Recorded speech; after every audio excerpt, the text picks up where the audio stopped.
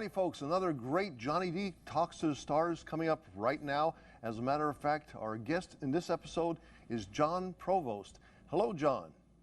Hey, John, how you doing? All right, and how are you doing? We're doing great, thanks. Well, Jon, you've had a great career, and your biggest part of your career was the Lassie program. And let's just, before we get into Lassie, let's just find out how you got into the business of show business. Sure. Yeah, it's a little different than I think than most people. Neither one of my parents were show business people. They weren't even Hollywood people. They were. My father was from Alabama. My mom was from Texas, but they met in Hollywood and got married in the 1940s. And when Mom was growing up in Texas, she lived in a little farm in northeastern Texas. And her idol was Jane Wyman, the actress. Oh. So, long story short, many years later, we're living in Pasadena, not even in Hollywood. And Mom read in the LA Times that Warner Brothers was looking for a 2 to 3-year-old blonde boy to be in this movie starring Jane Wyman. Well, Mom got it in her head that if she took me on this audition, that she was going to meet Jane Wyman and get her autograph. I mean, they didn't have autograph shows back then, or comic. But so Mom, she thought if she took me, she was going to meet Jane Wyman. So long story short, Mom takes me on the audition. Now I'm the youngest of three, so she's just a housewife, right? Mm-hmm. So she takes me on the audition. And there were over 200 little boys and some little girls. Mom cut their hair, and I ended up getting the job. So that first movie was so big with Jane Wyman and Sterling Hayden, 1953. Then my next movie was The Country Girl with Bing Crosby and Grace Kelly. And then about 6, 7 more movies. I was under contract with RKO. And now it's 1956. Tommy Reddick had been on the Lassie series for 3 years, and he had outgrown the part. He didn't want to be Jeff anymore. So they were looking for a new kid to replace Tommy on the series. And the story has it was the producer's wife of Lassie was having lunch with the producer's wife of a movie that I was doing for RKO. Alrighty. It was 1956. It was one of the very first movies, American movies, filmed in Japan after the war. I mean, it had only been 11 years since we dropped a couple bombs on them. So it was called a bridge movie, and they were trying to bring the two countries back together. So I'm in Japan in 1956 with my mother. I'm 6 years old. Spent 3.5 months there filming the movie. And so these ladies are having the conversation over lunch, and she says, well, what are you looking for? Describe the child you want. She did, and she said, oh, wow, we've got the kid right now, but he's in Japan. So when I got back from Japan, I met with the producers and some of the directors of Lassie, and they all agreed. They said, yes, we want you to be Timmy. But how do you get along with big dogs? I mean, John, I'm a little kid, and Lassie's a big dog. But I had been raised around animals. I mean, at the time, now we were living in Pomona, California, which was way out in the San Bernardino Valley.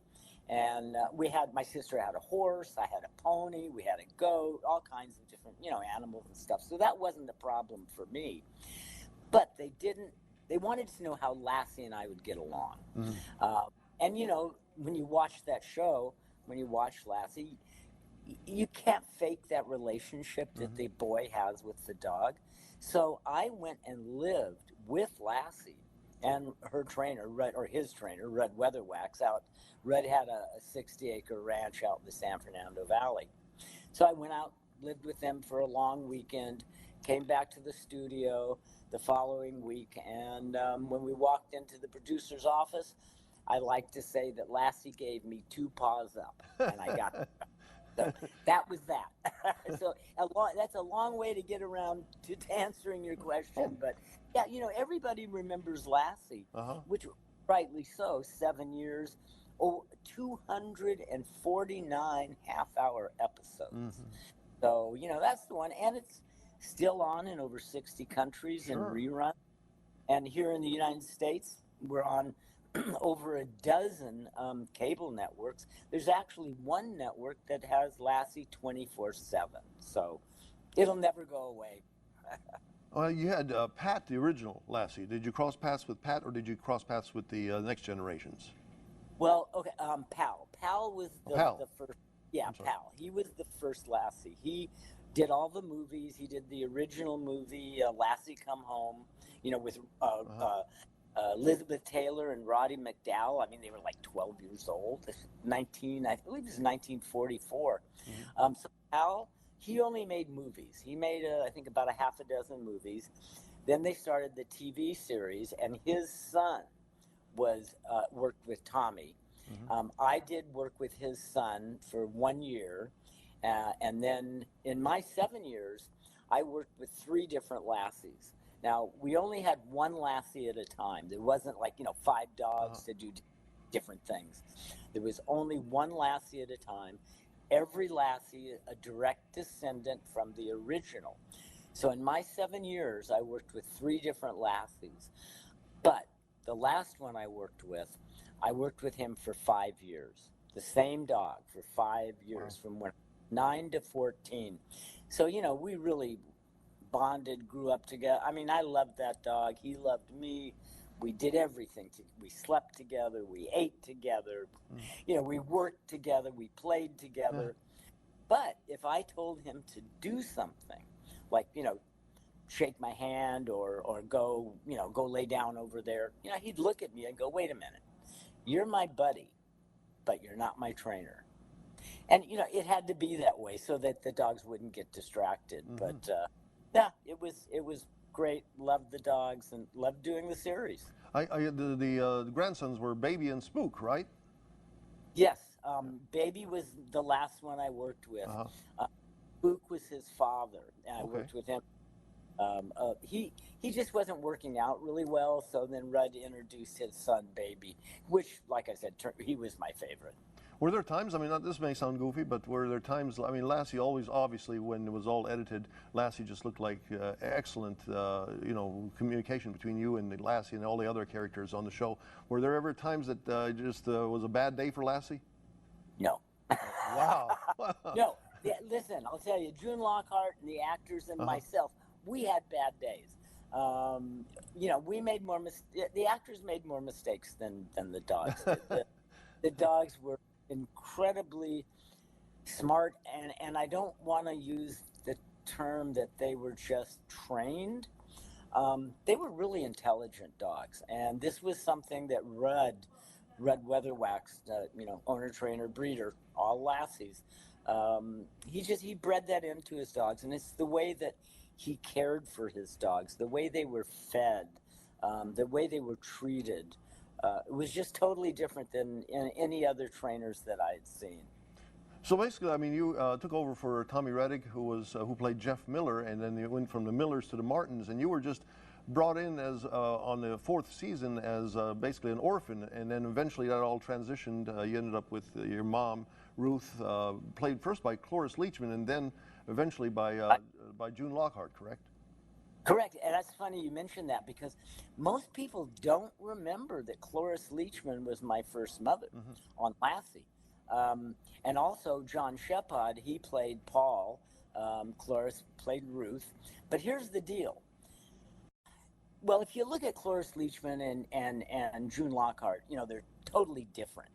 And after, Cloris signed a contract to be on that series for 5 6 years, and she, after a few months, she said, I think I made a mistake. I'm not going to be stuck on this farm baking cookies for this kid and this dog. And so she wanted out, and they, when an actor isn't happy in the role that they're in, they can make things difficult for everybody concerned. So the producers let her go, but they also had to let John Shepard go, who played the husband, because they didn't think that the audience would accept one parent changing. So One Sunday you saw Cloris and John as Paul and Ruth Martin. The next Sunday, it was June Lockhart and Hugh Riley in those roles. And John, the studio didn't get one letter because the people didn't care. All the people cared about was watching the kid and the dog. Well, and so I mean so the transition went very well. I mean, you kept on, but they were actually they were your foster parents. So a lot of people thought it was actually your mom and dad from the show, and they were foster parents, correct? Timmy was never adopted. I mean, I don't know what happened. But when Jan Clayton sold the farm to the Martins, you know, the kid, the dog, and the tractor, and they were all included. So that was it. But no, Timmy was never adopted. So in your 7 years, I mean, did you cross paths with a lot of any big-time character actors or actresses that stood out during that show time period? Oh yeah. I mean, back in the day, we did the series from 1957 to 64. You know, a lot of people were younger. I mean, people like Ted Knight. You remember Ted? Sure. The Marsh show. Ted did an episode when he was a young guy. And it was a funny one, but he played a ventriloquist, but his dummy wasn't like a Charlie McCarthy. It was a dog. And the thing was, you know, Lassie thought it was a real dog, but it wasn't. But no, we had a lot of people on the show. You know, like Rip Torn and just a lot of people that, you know, were starting out. But that's how it was. People went from one show to the other show. If they didn't have a series, they were in these other shows. It's like, you know, people that were on Leave It to Beaver were on Lassie, or people that were on My Three Sons were on Lassie, and vice versa. So basically, I mean, this went on from 1957 to 1964. You're on the show, and did you feel that you were outgrowing the show? Because at what it was 1964, you were offered another several-year contract, but according to what I hear, Campbell Soup wanted to keep you, but you were trying to get out of the show, right? Yeah, well, you know, the same thing happened to me that happened to Tommy Reddick. He outgrew the part. Sure.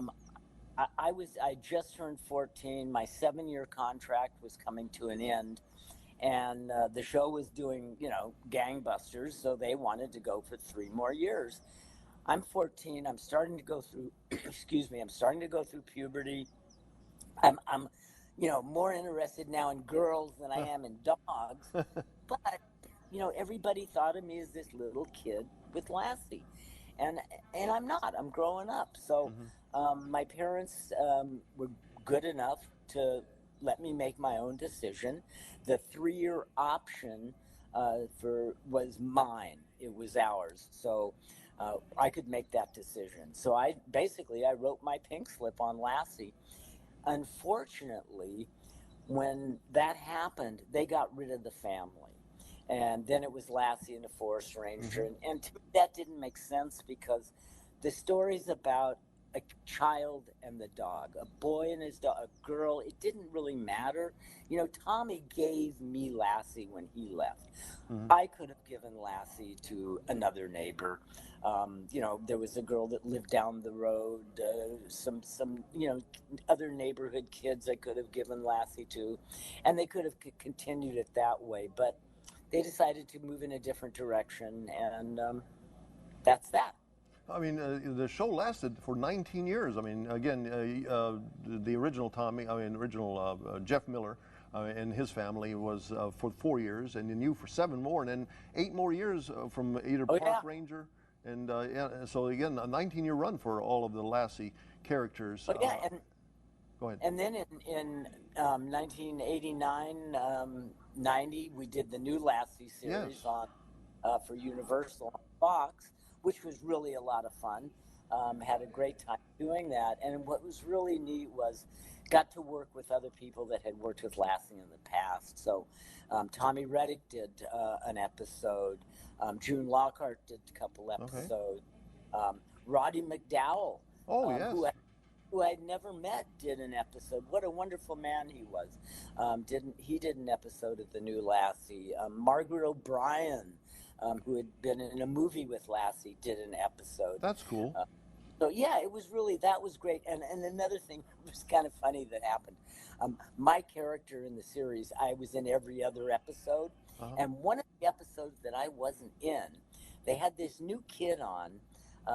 His name was Leonardo Oh, DiCaprio. wow. It was his first television acting job, was on the new Lassie series. Wow. Unfortunately, I didn't get to meet him then, Hmm.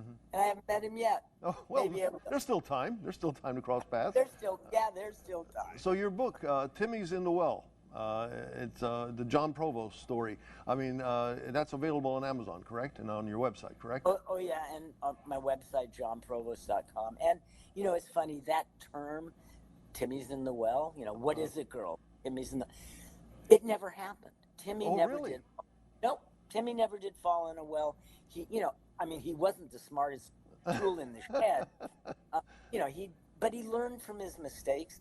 But I thought I had fallen in a well. I fell off cliffs, in abandoned Hmm. mine shafts, into rivers, into culverts, um, even quicksand, which I don't really think is real, but that's another story. But no, we do not know where that catchphrase, that term, what is, Timmy's in the well, where it came from, because it never happened.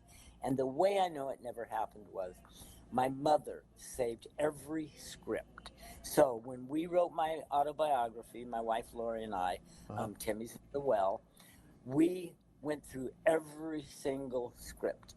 And what I did find was there was an episode where some bad guys were on our property, and one of them fell into an old abandoned well. Well, And of course, Timmy and Lassie saved him, right? But that was the only reference that I could find. But it was kind of apropos because, in life, we all have difficulties. We all may stumble, mhm. we may fall, but we get back up and we continue on our journey. And so it's kind of like what happened, with everybody, with me. And so my book, Timmy's in the Well, is not just about Lassie and Mhm. acting. It's about, because I mentioned my family were not Hollywood people. And it's about how my celebrity affected a quote normal American family. Mhm. I had older brother, older sister. My father was an aeronautical engineer designing airplanes, and here I am making movies. So uh, it affected the whole family, the dynamics, and that's really why I wanted to write the book. So it's a good, and it's in its third printing, and we've added. Originally, it came out in 2008, and so we've added about close to 100 pages and a whole bunch Cool, more cool. pictures. So yeah, so it's like you said, it's available on Amazon, or if somebody wants an autographed copy, a personalized copy, they can just go to my website, jonprovost.com. All right, and you've got on the Hollywood Walk of Fame. You have a star on there, correct? Yes, that was such a Congratulations. thrill, such an honor. That was in 1994. I Cool. got my star. And what was incredible about that was the Beatles. We heard of those guys? Yeah. They got their star on the Hollywood Walk of Fame the same day I did. Oh, Now wow. they weren't there, so I didn't get to meet them, but Uh, that was quite an honor. Now you also run a well, cool on be the same day the Beatles or same day the Beatles were there. I mean, but not crossing the paths. Maybe that's somebody else that you don't need to cross paths with again in the future, along with Leonardo DiCaprio, right? Yeah, there you go. Uh, I was going to mention you've got Provost Pets, right? That's another thing that you've been working with, right, in modern day. Yeah, well, my whole life, even before Lassie, has revolved around dogs and pets. And over the years, I've looked, for a product to align myself with, but couldn't find something that I really liked. And we rescue senior dogs. I've always had dogs, but I've always raised them from a puppy, and they've always been purebred. And about 10, 12 years ago, my wife and I decided to rescue senior dogs. We're Nice. on our third senior now. He was 12 years old. He's 14 now. and we give them, a few extra years, and that's great. But what we found is there's a lot of baggage that comes with them, a Uh-huh. lot of separation anxiety, a lot of joint issues, things like that. And so we developed a CBD product for pets, for dogs and cats, Wow. and it's our first product now at provostpets.com. And ours is really different than there's a lot of products out there, but most of them are what they call full spectrum or um, uh, hemp extracts. And what they do is they have a lot of other ingredients in there, other cannabinoids like Hmm. THC is not good for your pets. And so ours is strictly CBD isolate and vegan coconut oil. So there's no additives, no preservatives, no flavorings, and works great for the pets. I mean, the fireworks and all of those kind of things that distract and are damaging to your pets. It helps them calm down from that, and especially separation anxiety. So people can just go to the website, provostpets.com, and check it out. All right, so provostpets.com. Again, hopefully that everything get a lot of folks visiting that site. And let me just ask you a couple of things. I mean, June Lockhart just a couple of months ago celebrated her 100th birthday. Do you still every now and then you Is keep in touch with her? Oh yeah, isn't that amazing? Yes, June and I have kept in touch over the years. Great. Every birthday, every Christmas, cards and phone Cool. calls. Very nice. Um, the past couple of years, she slowed down. I've made a few calls lately, and I'm very close to her daughter, June. Uh, and she says sometimes I call mom now, and she says I'm too tired to talk, or I'm my hearing's not so great Uh, today. But no, we've kept in touch, and yeah, she's a wonderful woman, And truth, we're the only two still here from the series. Indeed, indeed. And basically, uh, your future. What do you have any plans for your future? Maybe another Lassie coming down the line? Yeah, well, you never know. I you know, the Lassie, what they call the Lassie Library, Uh, uh, is owned now by Steven Spielberg okay. at at DreamWorks. And what I've heard is that there might be a Lassie cartoon, but I don't know. We'll just have to wait and see. And I asked you here before we started talking, your last name, Provost, is very close to the latest Pope's last name, Prevost. And you did say you are distinctly related to the Pope. Yeah.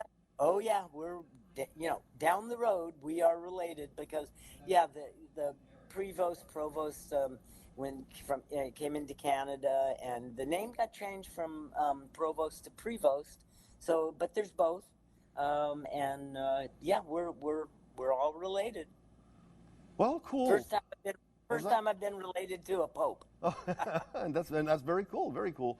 And indeed, John, it has been great to have you here on my program, and I wish you many more years of good luck in the future. And Well, maybe we'll thank. be catching you in a Steven Spielberg production of Lassie.